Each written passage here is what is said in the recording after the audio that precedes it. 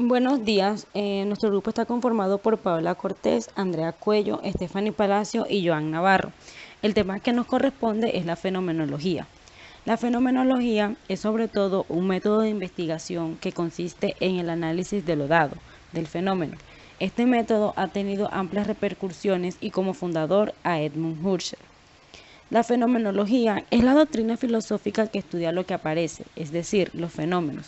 Fue iniciada por el filósofo Lambert en 1728 a 1777, al investigar sobre el tema de las apariencias. En la modernidad surge en el siglo XX en Alemania con Husserl. La fenomenología es el estudio de la esencia del fenómeno, puesto que todo aquello que aparece es fenómeno. La fenomenología es una ciencia de los objetos ideales, por tanto a priori y universal, porque es ciencia de las vivencias. Es una ciencia esencialmente nueva, alejada del pensar natural, por lo que tiene de peculiar y por desarrollarse solo en nuestros días se llama a sí misma ciencia de los fenómenos. Edmund Husserl es el padre de la fenomenología. Su pensamiento lo divide en 4 categorías. Primero, la fenomenología como método. Husserl quiere darle a la filosofía un método absoluto sobre el cual basa su sistema de verdades.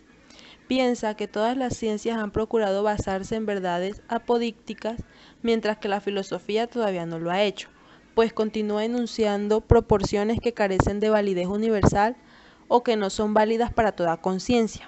En consecuencia, propone para tal fin un método que él denomina fenomenológico. En síntesis, esta fenomenología consiste en remontarse por intuición hasta las esencias que posibilitan las captaciones ordinarias. Así, por ejemplo, hacer la fenomenología del amor no consistirá en describir experiencias concretas y realistas del amor, sino las vivencias necesarias para experimentar el amor como un valor. Segundo, el centro de la fenomenología y su objeto principal. Son las esencias, dejando de lado que es simplemente cierto o singular, interesándose solo por ese centro o unidad de características que se entrelazan. Pero estas esencias no son de cualquier tipo, sino que son aquellas que caracterizan las vivencias, o sea, a los modos de captar por la conciencia algún objeto. Tercero, la reducción. El término central utilizado por Husserl en su fenomenología es el término reducción o apogé, que en resumen es la operación mental por la cual se coloca entre paréntesis o se prescinde o se deja fuera de consideración algún dato que ordinariamente se presenta. El apogé intenta centrar la atención en un objeto determinado, pero dejando de lado intencionalmente algún dato que generalmente perturbaría la atención y el rigor deseado. El apogeo fenomenológico consiste en colocar entre paréntesis todo lo accidental, fáctico y contingente para enfocar en el objeto solamente lo esencial, lo necesario, lo a priori. Cuarto, la intencionalidad. Es una propiedad esencial de la conciencia por la cual ésta se tiende hacia un objeto. Gráficamente se podría representar como una flecha tendida hacia el objeto. La conciencia no debe entenderse entonces como una substancia, sino como una actividad. Como un estar lanzado hacia la conciencia es simple conciencia de, y cada tipo de objeto tiene siempre un tipo de intencionalidad. Clases de fenomenología. La fenomenología está dividida en 3 partes principales, que corresponden a las 3 fases más importantes de la conciencia. La primera de estas fases es la conciencia, es decir, la conciencia del objeto como cosa sensible que se opone al sujeto. La segunda fase es la de la autoconciencia, que trata con gran amplitud el problema de la conciencia social. La tercera fase es la de la razón, a la que se presenta como la síntesis o unidad de las fases precedentes en un nivel superior. En otras palabras, la razón es la síntesis de la objetividad y la subjetividad. Rol del investigador. El objeto de la investigación fenomenológica es extraer de experiencias de otras personas. Los investigadores fenomenológicos viven en sentido figurado a través de sus materias para que puedan entender mejor el significado de sus experiencias. La investigación fenomenológica plantea desafíos inherentes, ya que las descripciones de la experiencia vivida nunca son idénticas a la experiencia vivida en sí. Por lo tanto, incluso si la experiencia vivida es capturada justo en el momento, ya está transformada.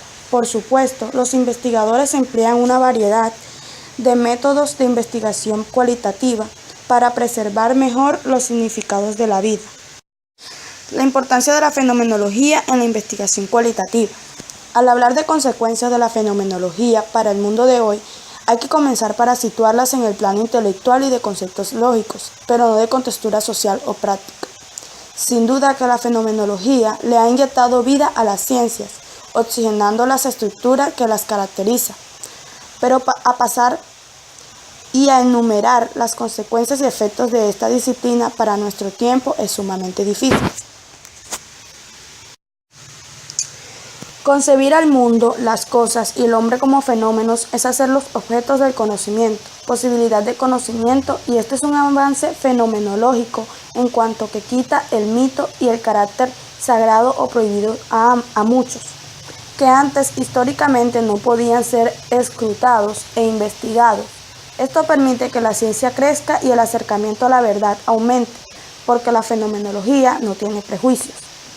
La fenomenología acaba con las verdades terminantes y definitivas y empieza a darle paso a la especulación, a la investigación, a la duda, al replanteamiento. En el fenómeno cabe todo esto. Teniendo en cuenta que esta fenomenología no tiene fronteras, sino que puede llegar a todas las disciplinas de conocimiento, se puede concluir que su gran riqueza es la de posibilitar el método científico en todos los ramos del saber y acercar. Además, hay que entender que la fenomenología es nueva, apenas aprende a identificarse, se está descubriendo sus aplicaciones, se está identificando. Por lo tanto, hablar de consecuencias en el día de hoy puede sonar apresurado y carecer de objetividad, porque tales consecuencias apenas se puede estar gestando. El artículo que escogimos tiene que ver con la contribución de la fenomenología a un problema psicológico como lo es la anorexia. En este artículo se recuperó el trabajo de Merleau-Ponty como un instrumento válido para la elaboración de una psicología crítica, ya sea como un referente teórico o con sus aplicaciones prácticas. En concreto, se centró en los conceptos de percepción y corporalidad y cómo Merleau-Ponty los definió de forma radicalmente distinta a la psicología convencional. Completariamente, se reflejó el carácter crítico de las perspectivas fenomenológicas mediante la aplicación de los conceptos de percepción y corporalidad a una concepción clínico-teórica de la anorexia nerviosa. Este artículo constituyó un punto de partida que permitió representar la naturaleza encarnada de la anorexia nerviosa, tanto a partir de una crítica fenomenológica al concepto de corporalidad en la concepción de los desórdenes alimentarios de la psicología clínico-conductual, como la ausencia de la noción de un cuerpo encarnado en algunas perspectivas feministas.